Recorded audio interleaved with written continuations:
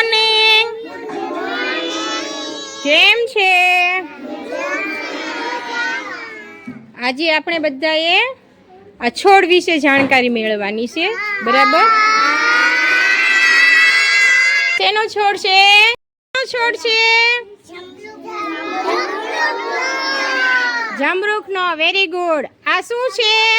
પાન. સરસ. હવે આ પાન છે, જો અહીંથી બીજી ડાળી ફૂટી. આપણે આ પહેલા એક જ ડાળી બતાવી છે ને, પછી જો આ ઉપર પપૈયો છે, એમાં કેટલી બધી ડાળીઓ છે અને એક ડાળી છે ને. હવે આને થડ કહેવાય. શું કહેવાય? આ થડ કેવું હોય? મજબૂત હોય. કેવું હોય? હવે આ થડ હોય ને, આ થડના આધારે બધી ડાળીઓ હોય, પછી ફ્રૂટ આવે, એ બધું જ આવે અંદર. જો આ બધા અહીંયા આપણને નાના નાના આ શું છે? ફૂલ છે. શું છે?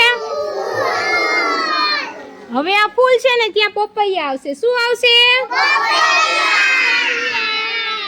Very good. હવે આ ઝાડ કેટલું મોટું છે? કેટલું મોટું? એવડું મોટું છે ને. Very good. આ શું છે ખબર છે? આ ઉંદરો છે. શું છે? હવે જો આના પાન કેટલા કેવડા છે? નાના છે કે મોટા? સરસ. પછી જમરૂખડીના પાન કેવા છે? નાના નાના છે ને.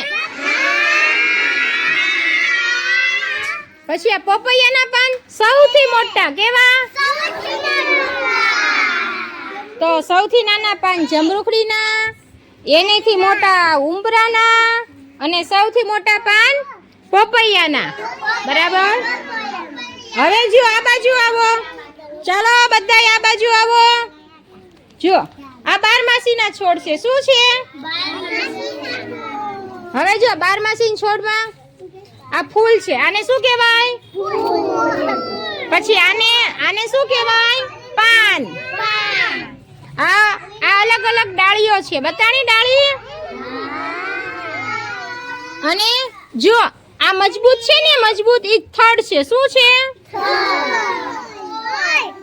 તો હવે આપણે છોડ હોય એની અંદર થડ, પાન, ડાળી, ફૂલ, ફળ એવા બધા અલગ અલગ ભાગ આવે. તમને સમજાણું આ બધા વિશે?